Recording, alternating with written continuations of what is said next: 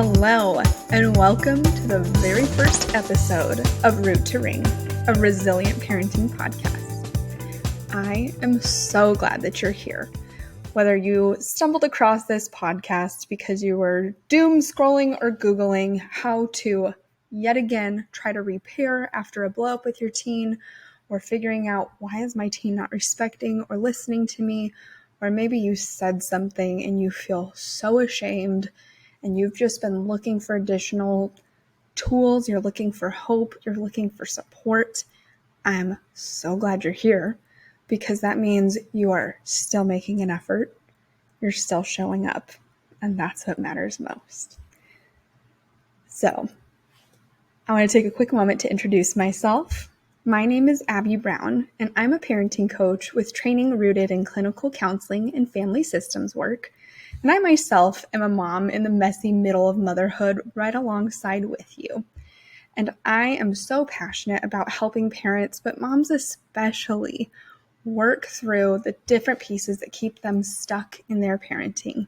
Part of my hope in this podcast is giving you a different perspective and help support you in your journey right where you're at. I know there's all kinds of noise out there. There's really helpful information. There's really harmful info. So my hope is not to just be another voice in the masses, but to really help give you a perspective shift of how you can start to show up differently in your parenting so that you're not just catching up parenting. You're parenting from a place of calm, connection, and leadership. So this place is really to help you reset, to root you in your parenting, and to remember, this is one of the biggest takeaways I want you to hold on to. You don't have to parent perfectly, just intentionally. So today's episode is why regulating yourself matters more than managing your teen. So if you've found yourself thinking like, oh my gosh, is it just me? Why is this so hard? What am I doing wrong? I want you to hear this. It is not just you. You're not broken. Your teen is not broken. We are living in a very broken world that approaches parenting and support specifically for parents of teens really poorly.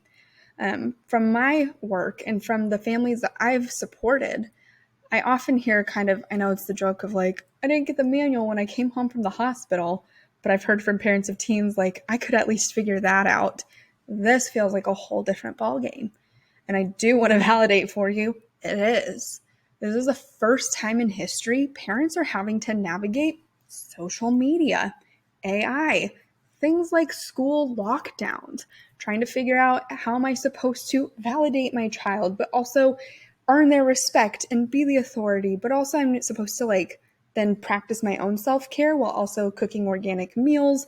And I'm supposed to be able to go to work and supposed to show up to all of their practices and make sure that they're getting straight A's and make sure that I'm doing great in my job performance and make sure that they're on top of bedtime and that we're on top of these things in college and grades and blah, blah, blah, blah, blah, blah. It is just so much to the point where it's too much.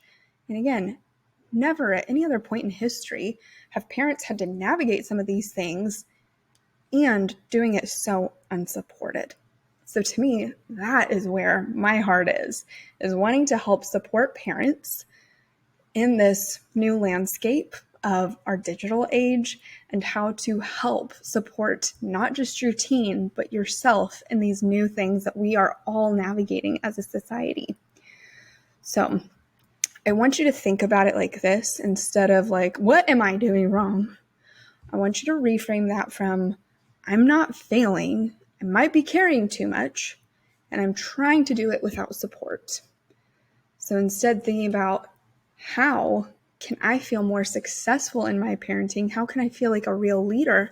How can I keep that connection with my teen and do it from a place of confidence and like, yes, I'm stepping into, I know exactly what my child needs because I am the expert on them. And also from a place of, I don't have to sit here and read 50 billion books to figure out how to be the best parent that I possibly can be. And some of that is looking at realistic support and shifting your perspective on that. I think a lot of what I am seeing with parents is people who are just very burned out in a broken system. And that's where I also think about the invisible load that so many parents are carrying, moms especially. And I say moms just because I know dads are involved in this too, but more often than not, I'm the one that is coordinating with moms who are trying to help support their teens. They're the ones that are setting up the appointments. They're the ones that are reaching out to me. They're typically the ones that are telling me, Abby, I've been doing this and that and this, and none of it's working, and I'm struggling, and I'm failing my teen, and they're not going to even want a relationship with me by the time they turn 18. And so for me, my biggest focus is on, hey, how can we support you, mom, so that we can really shift your entire family and make sure everybody's supported. And I know it's so cliche, but it really is true. We got to make sure you get your oxygen mask on first so that we can help the rest of your family.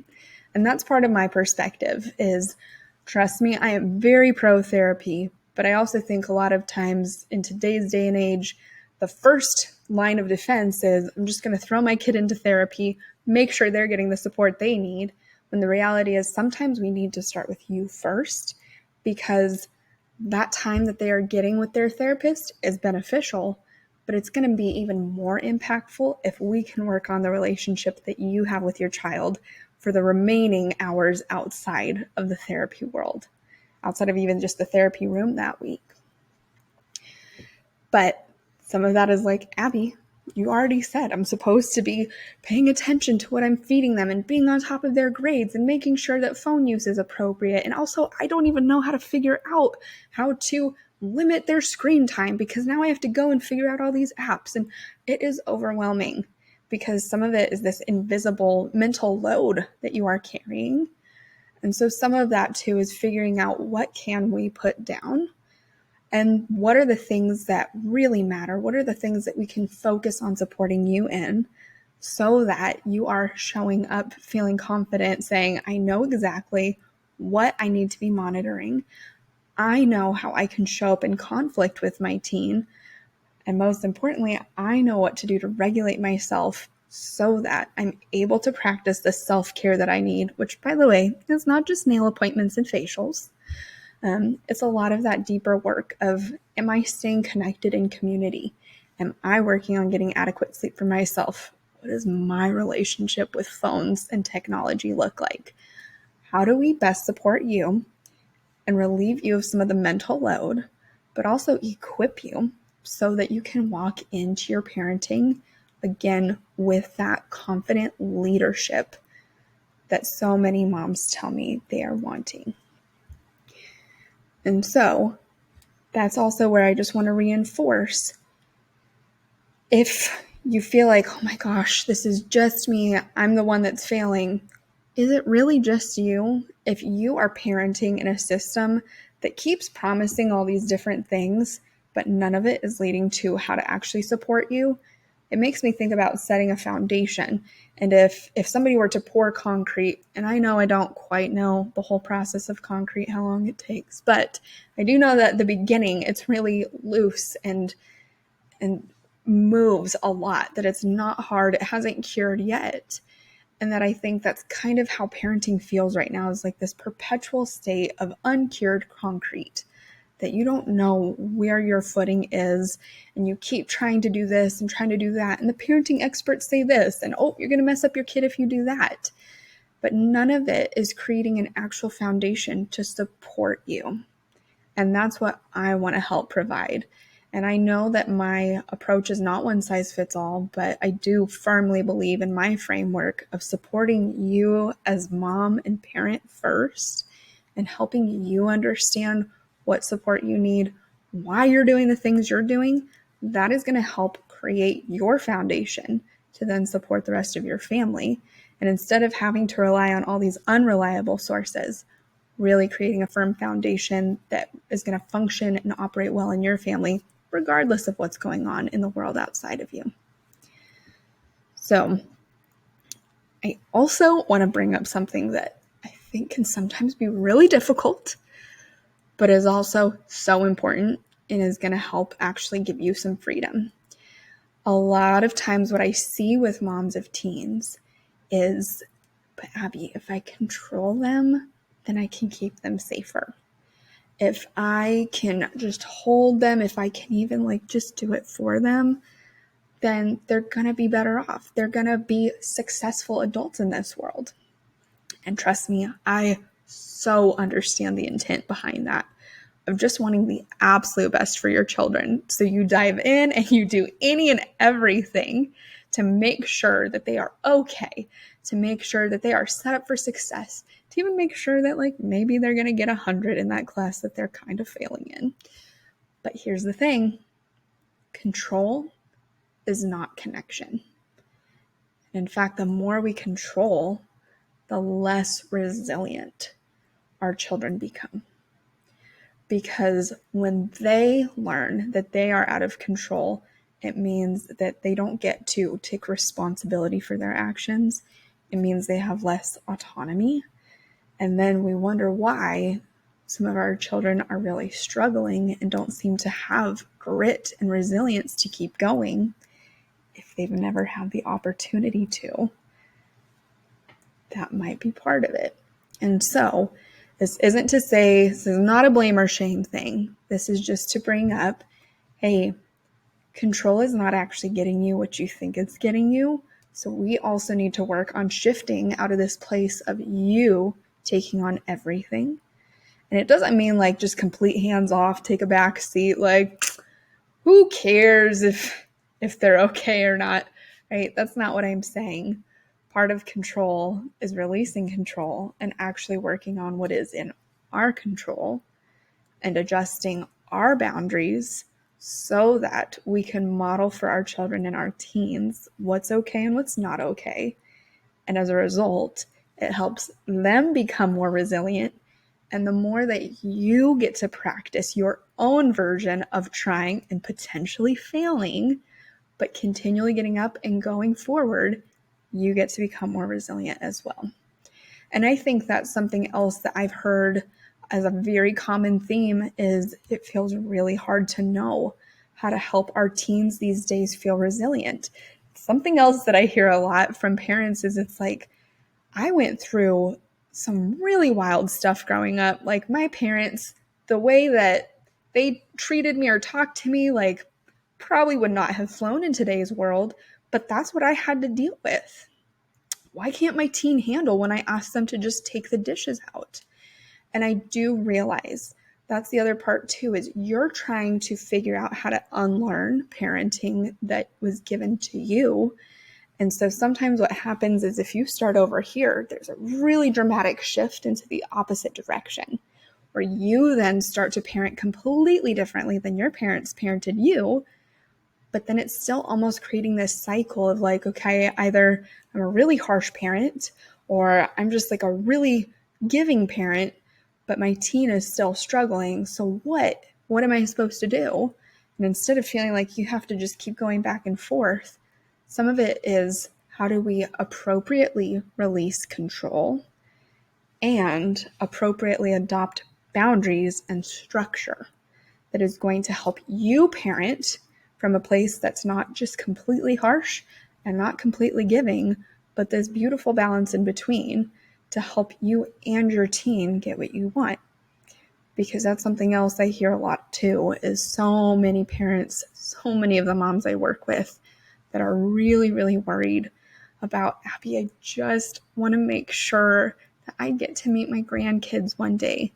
I want my relationship with my teen to work out. I don't want them to turn 18 and turn their back on me entirely. So if I don't do everything for them, if I don't make life easy for them, then they're going to resent me and hate me and never talk to me again. And again, I understand that fear of losing them. But sometimes when you're holding on too tight, that makes them want to leave even faster. And so loosening that grip is actually going to be beneficial in keeping them around, not just now, but long term. And that's part of what this podcast is about as well. Root to ring. Root is about you and your roots and where you're coming from and the kind of parenting and environment you were raised in that's informed who you are. And the ring is just like the rings on a tree. And that is evidence of growth and change, and that you are getting to do things differently for your family so that you are getting to have a different legacy impact.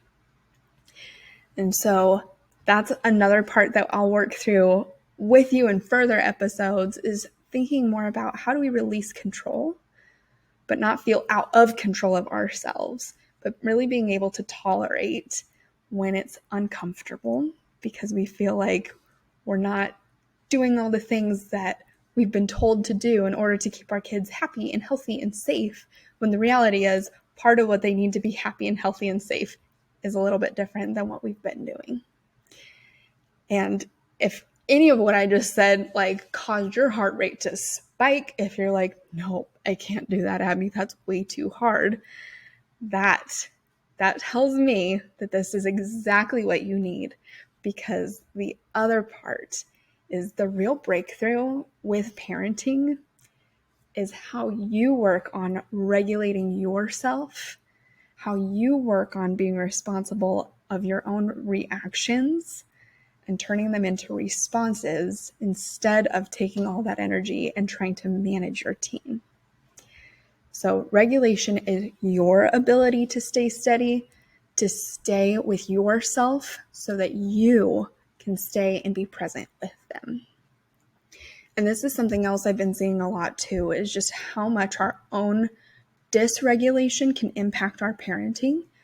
I know that there's a lot of different parenting advice, tips, experts out there that are going to have their own opinions on how to best do this. But realistically, working on how you regulate yourself first and foremost, and then how you show up with your teen, whether they are in a good mood or if they are falling apart, you being able to be that calm presence is going to go so much further than whatever attitude they're showing up with. Because when you're able to regulate yourself, then you're able to parent them even more effectively, because you're not just in fight or flight mode yourself. You're the one that's showing up and saying, hey, I know this is hard and frustrating for all of us, but I'm here to be your calm in the midst of the chaos. And when you're flooded, everything feels like a threat. So their tone, their silence, their disconnection, that might be part of what you're afraid of happening if you're releasing control, if you're working on setting boundaries, if you're working on shifting your parenting. But those are all things I can help you with so that you're not stuck in that flooded state. And I want you to think about going from flooded or chaos to calm, because chaos to calm is going to lead us to connection. And calm isn't a personality trait. It's actually a leadership skill, one that can be learned. So if you're like, Abby, I'm a ball of nerves, you don't even know me, I'm the exception. The good news is that you are not.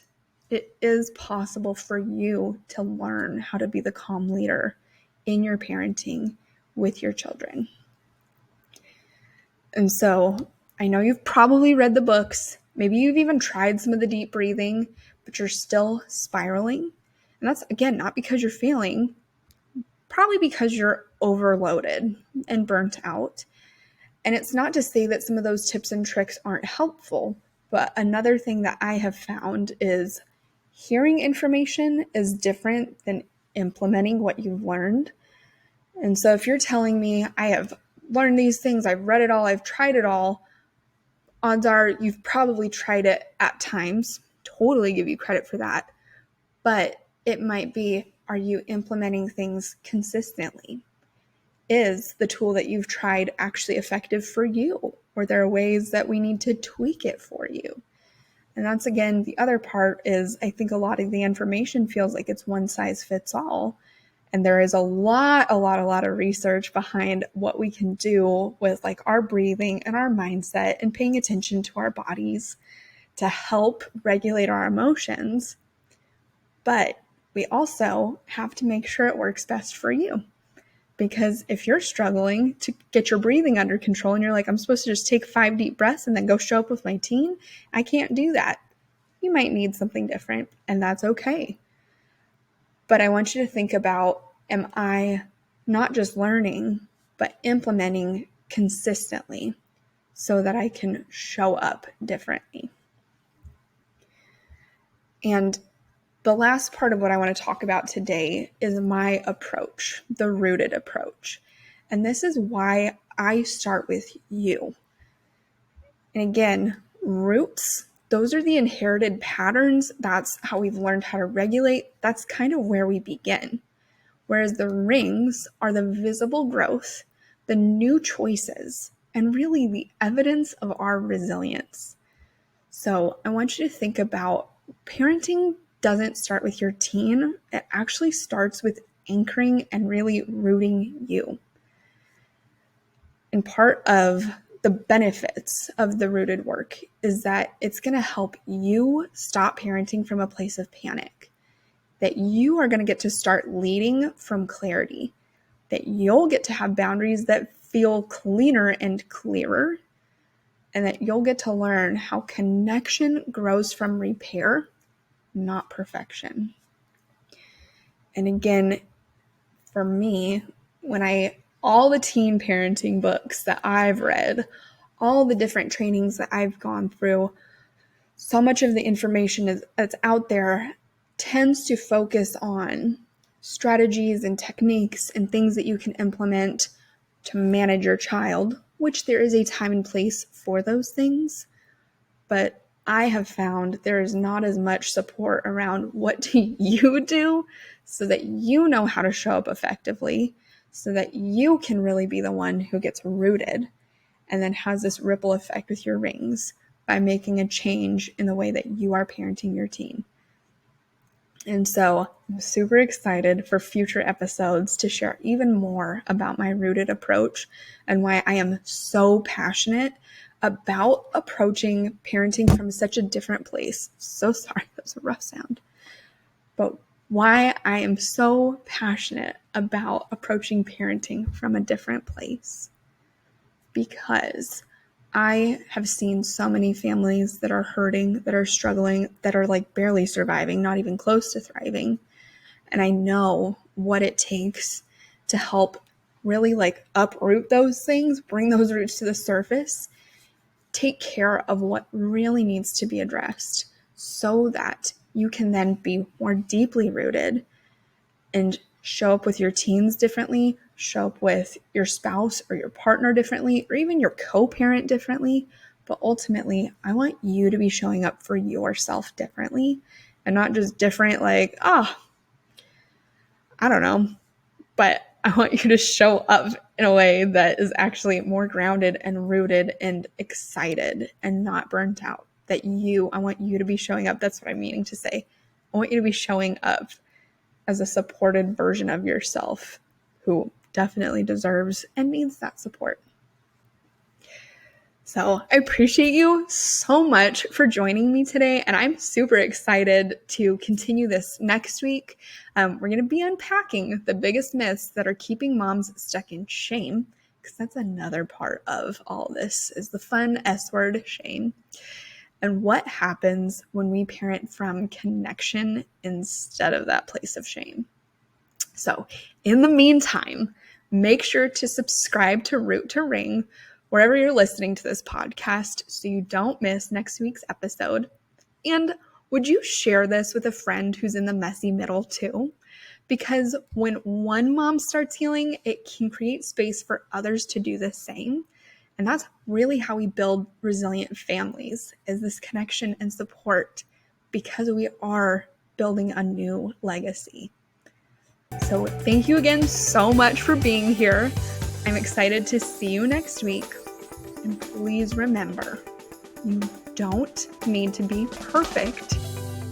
You just need to be rooted. Thanks again. See you soon.